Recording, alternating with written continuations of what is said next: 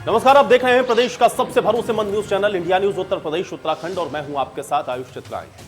उत्तर प्रदेश में विधानसभा चुनाव होने हैं और भारतीय जनता पार्टी यह दावा कर रही है कि 2022 में भी वो 2017 की तरह ही चुनाव के नतीजों को दोहराने वाली है।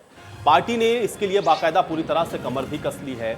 बीजेपी के वरिष्ठ नेता लगातार प्रदेश को मथने में लगे हैं। प्रधानमंत्री नरेंद्र मोदी के बाद अब केंद्रीय गृह मंत्री अमित शाह 2 दिवसीय यूपी के दौरे पर आ रहे हैं और अपने 2 दिवसीय यूपी दौरे के दौरान अमित शाह सूबे की चुनावी नब्ज को टटोलेंगे। अब पीएम मोदी ने पूर्वांचल में चुनावी अभियान को धार दी है। अमित शाह अवध के इलाके में बीजेपी के सियासी समीकरण को दुरुस्त करने की कवायद को शुरू करने वाले हैं। अमित शाह 29 अक्टूबर को लखनऊ पहुंचेंगे, जहां पर वो 2 दिन तक डेरा जमाकर पार्टी के सदस्यता अभियान की शुरुआत करने वाले हैं और सबसे ज्यादा फोकस इस बार पिछड़े और दलितों को पार्टी से जोड़ने पर रहने वाला है। इसके साथ ही अमित शाह पार्टी की चुनावी तैयारियों की भी समीक्षा करेंगे। अमित शाह अपने 2 दिवसीय दौरे के दौरान संगठन के पदाधिकारियों के साथ बैठक करेंगे। इसके साथ ही जनप्रतिनिधियों से मिलकर पूरे प्रदेश का वो फीडबैक भी लेंगे। अमित शाह को कुशल राजनीतिज्ञ के तौर पर यूपी का खासा अनुभव भी है, क्योंकि 2014 में जब नरेंद्र मोदी विजय रथ पर सवार थे तो उस वक्त अमित शाह में भी प्रभारी के तौर पर काम कर रहे थे और 2014 के लोकसभा चुनाव में बीजेपी ने सभी जातिगत समीकरण और वोट बैंक को धता बताते हुए पार्टियों को चित्त कर दिया था। 2017 में बीजेपी के राष्ट्रीय अध्यक्ष के तौर पर अमित शाह ने ही यूपी फतह करने का प्लान बनाया था और उसके बाद भारतीय जनता पार्टी को उत्तर प्रदेश में ऐतिहासिक जीत मिली थी। एक बार फिर से अमित शाह चुनाव से पहले मंथन करने के लिए यूपी पहुंच रहे हैं। अब अमित शाह के दौरे को लेकर के कई सवाल हैं। क्या 2022 के चुनाव में अमित शाह एक रणनीतिक तौर पर या फिर एक रणनीतिकार के तौर पर फिर से बीजेपी को यूपी की सत्ता तक पहुंचा पाएंगे, या फिर आगे आने वाले समय में यह देखना होगा कि प्लान उनका क्या है। आखिर अमित शाह के इस दौरे का प्लान है क्या और विपक्ष इस दौरे को कैसे देख रहा है, आज इसी पर करेंगे हम आज की बड़ी बहस।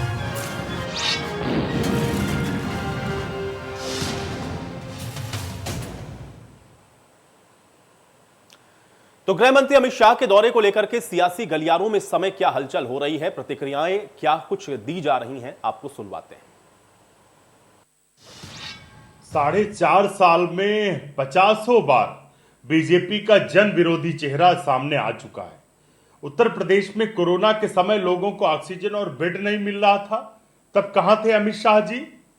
उत्तर प्रदेश में एक दलित बेटी को 2:30 बजे रात कर मिट्टी तेल कर डालकर जलाया गया, सरकार ने जलवा दिया। उस समय कहां थे अमित शाह जी और देश का गृह मंत्री? लगातार उत्तर प्रदेश में बेरोजगारी बढ़ती जा रही, महंगाई बढ़ती जा रही, लोगों की आय घटकर आधी रह गई। भारतीय जनता पार्टी कितनी भी बैठकें कर ले, अमित शाह जी कितनी भी बैठकें कर लें, कितना भी चिंतन कर लें, उत्तर प्रदेश के मुद्दों पर जवाब देना पड़ेगा, जिन पर भारतीय जनता पार्टी हर मोर्चे पर विफल है। देखिए, अमित शाह हों या मोदी जी हों, ये कोई उत्तर प्रदेश की जनता को, देश की जनता को कुछ देने नहीं आए। उन्होंने देश की जनता को जो सौगातें दी हैं वो महंगाई दी है। पेट्रोल के दाम, डीजल के दाम, राशन के दाम, सब चीज़ों के दाम तो बढ़े हुए हैं, गैस महंगी हो गई है। और इन्होंने देश की जनता को सिवाय भाषण के अलावा, केवल पूरी लफाजी के अलावा कुछ इन्होंने दिया नहीं है। भारतीय जनता पार्टी की सरकार में आम जनता त्रस्त है, पस्त है, और उसको जो इन्होंने लुभावन वादे के साथ देश की सत्ता संभाली थी, उत्तर प्रदेश की सत्ता संभाली थी, इन्होंने कुछ नहीं किया। 2022 का चुनाव आ गया है, फिर इनको उत्तर प्रदेश से याद आ रहा है। तो अमित शाह के दौरे को लेकर के एक तरफ जहां भारतीय जनता पार्टी इसको रणनीतिक तौर पर बेहद महत्वपूर्ण मान रही है और अमित शाह का दौरा बहुत महत्वपूर्ण बताया भी जा रहा है उत्तर प्रदेश की राजनीति के लिहाज से, लेकिन विपक्षी पार्टियां इसको लेकर के आक्रामक हैं। जिस तरह की स्थितियां पिछले दिनों रही हैं उसको लेकर के सवाल उठने शुरू हो गए हैं और तमाम राजनीतिक पार्टियां बार बार इस बात को कह रही हैं कि अमित शाह हो या कोई और भी बड़ा नेता भारतीय जनता पार्टी का इस समय दौरे करने से कुछ होने वाला नहीं है, क्योंकि सभी पार्टियां अपने अपने जीत के दावे कर रही हैं। लेकिन जैसा कि मैंने आपको पहले भी बताया कि चाहे 2014 के आप लोकसभा चुनाव को देखें या फिर 2017, दोनों में ही महत्वपूर्ण भूमिका अमित शाह की रही है और दोनों ही लिहाज से अगर आप देखेंगे तो पार्टी का प्रदर्शन लोकसभा चुनावों के लिहाज से भी बहुत महत्वपूर्ण रहा था, बहुत अहम रहा था। सर्वाधिक सीटें आपने देखा था कि भारतीय जनता पार्टी ने जीती थी और इसी तरह से 2017 में भी ऐतिहासिक जीत जो भारतीय जनता पार्टी को मिली उसमें भी रणनीतिकार के तौर पर अमित शाह के हाथ में ही कमान थी विधानसभा चुनावों की, और वो ऐतिहासिक जीत आपने देखा किस तरह की थी। और ऐसे में अब 2 दिवसीय दौरे पर आ रहे हैं, इस बार क्या कुछ होगा ये देखना बेहद महत्वपूर्ण रहेगा। और अमित शाह का ये 2 दिवसीय दौरा ऐसे वक्त में है जिस समय आप देख रहे हैं कि उत्तर प्रदेश के अंदर जो सियासी माहौल है वो गर्म है। सभी पार्टियां अपनी अपनी रणनीति के साथ आगे बढ़ रही हैं और उन सब के बीच में अमित शाह का ये दौरा, इसके क्या मायने हैं, आज इसी पर चर्चा करते हैं। फिलहाल 2 मेहमान मेरे साथ जुड़े हैं, उनका परिचय मैं आपके साथ पहले करवाता हूं। हमारे साथ इस बीच आकाश मिश्र जी जुड़े हुए हैं, आम आदमी पार्टी के प्रवक्ता हैं। आकाश मिश्र जी, बहुत स्वागत है आपका इस चर्चा में। और अशोक पांडे जी हमारे साथ जुड़ रहे हैं, प्रवक्ता हैं भारतीय जनता पार्टी के। अशोक पांडे जी, आपका भी बहुत स्वागत है। अशोक जी, चर्चा की शुरुआत मैं आपसे ही करूंगा। अमित शाह का 2 दिवसीय दौरा है, किस तरीके से इस दौरे को देखा जाए और इस दौरे के क्या मायने हैं, ये मैं आपसे समझना चाहूंगा। और कितना महत्वपूर्ण मानते हैं आप अमित शाह के इस 2 दिवसीय दौरे को, आपका पहला रिएक्शन चाहूंगा मैं।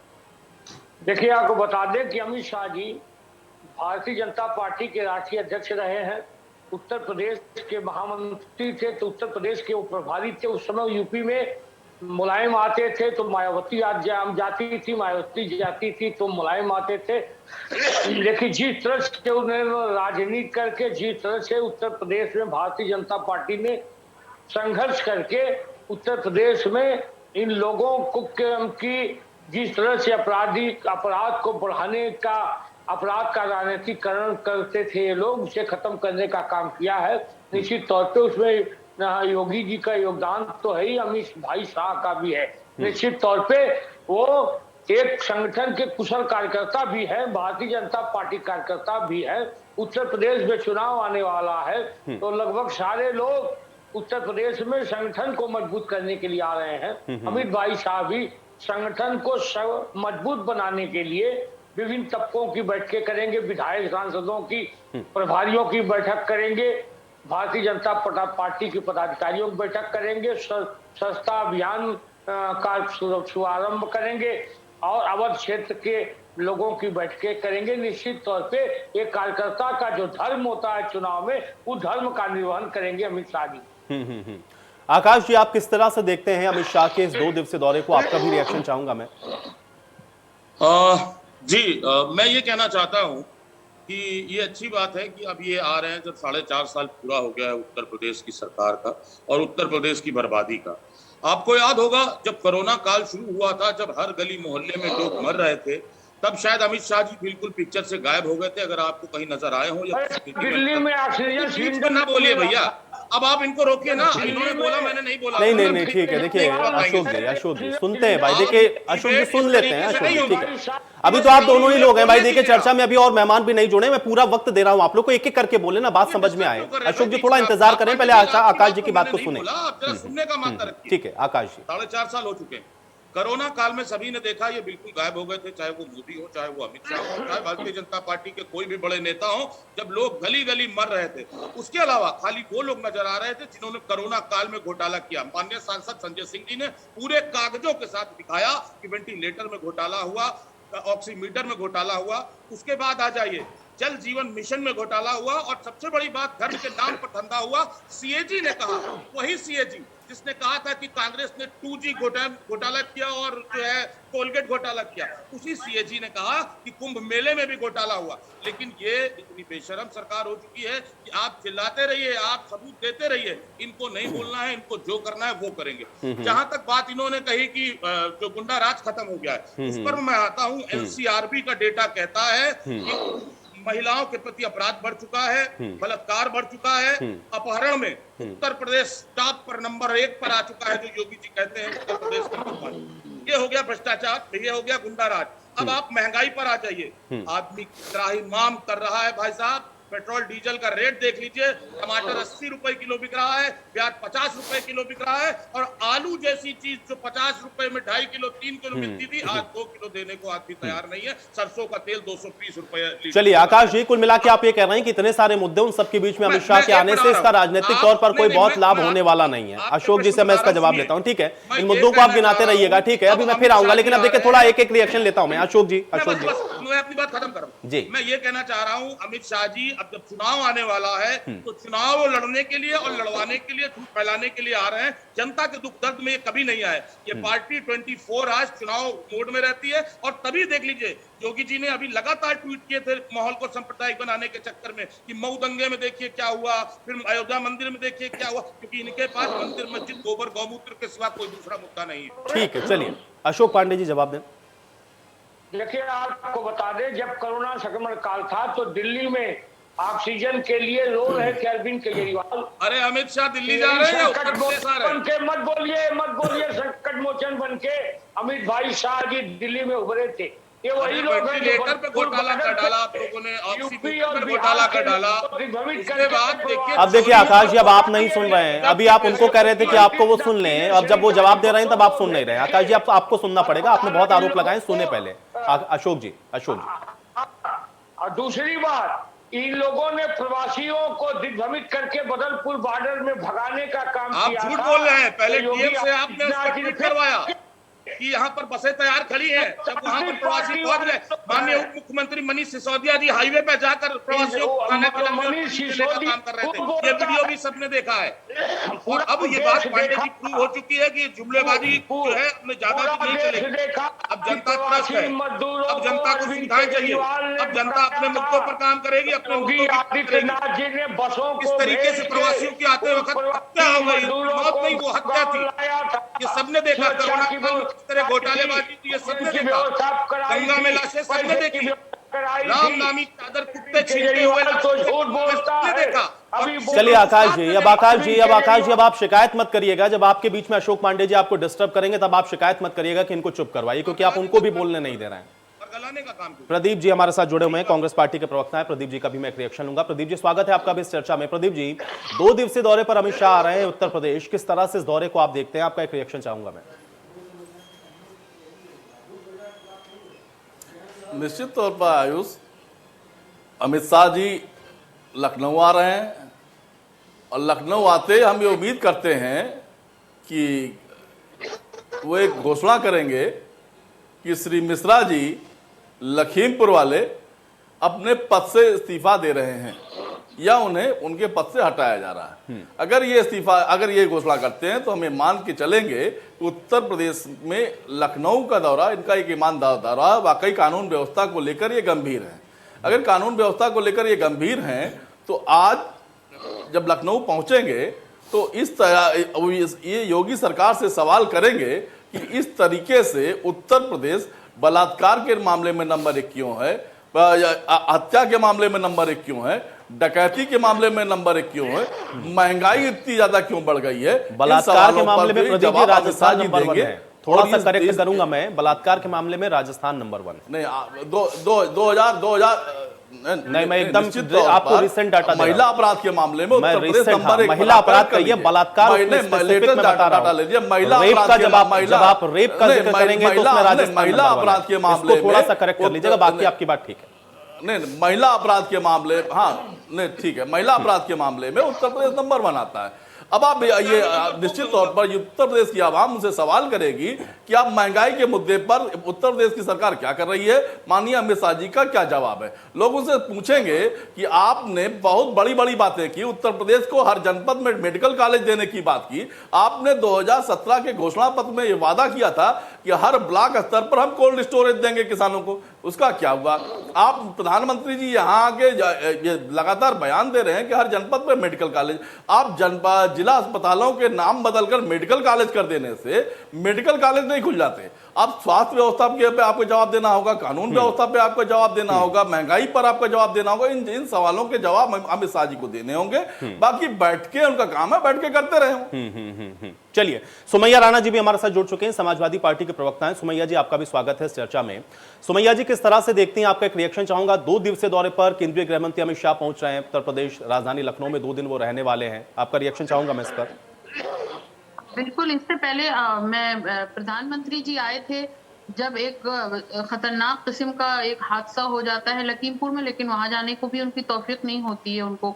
अब गृह मंत्री जी आ रहे हैं, देखें वो कौन सा शगुफा लेके आते हैं, क्योंकि उनको अगर आने की यहाँ पर बात है तो मेरे ख्याल से पीड़ित परिवार से मिलने जाना चाहिए उनको, चाहे वो लखीमपुर हो, चाहे वो कानपुर हो या प्रतापगढ़ हो, और इस तरह से तमाम जगहों पे।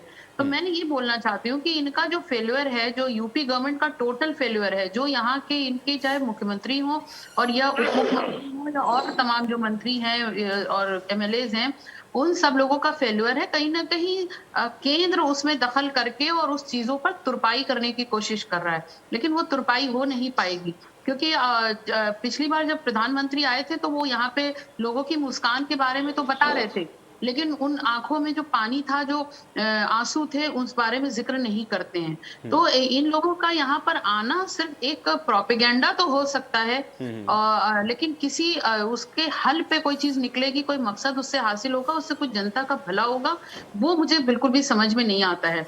वैसे भी इनके अपने फेलियर, चाहे राज्य सरकार हो, उत्तर प्रदेश सरकार हो या मोदी गवर्नमेंट हो, इनके फेलियर्स की एक लंबी लिस्ट है। तो ये सिर्फ लोगों का मन भटकाना कि अब वहां से गृह मंत्री जी आ रहे हैं, पता नहीं वो क्या करेंगे उत्तर प्रदेश में आके और किन चीजों की घोषणा करेंगे। हम बोल रहे थे एक हमारे पैनलिस्ट बिल्कुल कि वो यहाँ पे आके बिल्कुल इस चीज की उनको घोषणा करनी चाहिए। शायद वो कर सकें कि मंत्री जी को उनके पद से हटाया जा रहा है या वो इस्तीफा दे दें। हटाएंगे तो ये कभी नहीं, इस्तीफा ही देना पड़ेगा, तभी होगा कुछ काम, वरना ये तो कभी नहीं हटाएंगे, क्योंकि ये पैरवी करते हैं, ये उपद्रवियों की पैरवी करते हैं और झूठ मूठ के पोस्टरबाजी करके ये बताने की कोशिश करते हैं कि हम कितना ज्यादा लोगों की परवाह करते हैं, कितनी मुझे जनता की फिक्र है, कितनी मुझे लोगों की फिक्र है, लेकिन फिक्र नाम की कोई चीज नहीं है, सिर्फ प्रोपेगेंडा की सरकार रही है। अशोक जी जवाब दें। देखिए, अभी कांग्रेस के साथी बोल रहे थे, मेरा ही मानना है प्रियंका वाड्रा आई थी, उनसे जब पूछा गया कुछ जैन का विधायक उनका बलात्कार करता है, क्या कार्रवाई हुई? कोई कार्रवाई नहीं। छत्तीसगढ़ झारखंड से बघेल चले आते हैं और यहाँ चले आके आंसू बहाते हैं। आज अपराध में नंबर 1 पर है पूरे देश में बलात्कार की घटनाएं। राजस्थान में नंबर 1 पर है, एक बेटी का पैर काटा गया, मार डाला गया, एक शब्द नहीं बोली प्रियंका जी। अभी ये बोल रहे थे उत्तर प्रदेश में अपराध पर, समाजवादी पार्टी ने उत्तर प्रदेश में अपराध का राजनीतिकरण किया। गायत्री प्रजापति मंत्र का जाप नेताजी करते रहे, इतना नेताजी ने जाप किया कि अपने बेटे अखिलेश को छोड़ दिया, लेकिन गायत्री प्रजापति को नहीं छोड़ा।